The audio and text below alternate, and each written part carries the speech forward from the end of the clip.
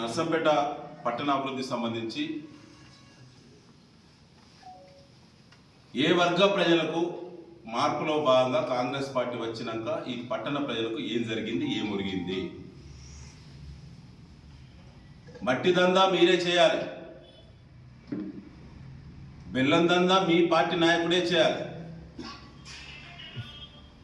భూముల దందా మీ పార్టీ చేయాలి, మున్సిపాలిటీలో దొంగ ఇంటి నంబర్లు కూడా మీ పార్టీ మాత్రమే ఇప్పిస్తుంది.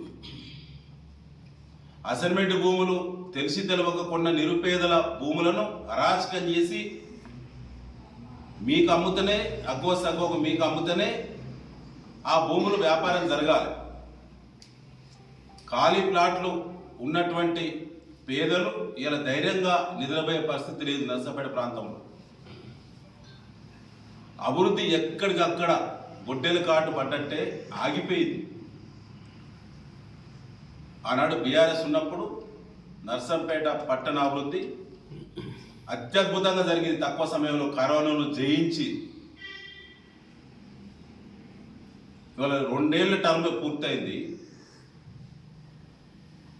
ఆనాడు కరోనా 3 ఏళ్ళు వెంటాడింది సమాజాన్ని.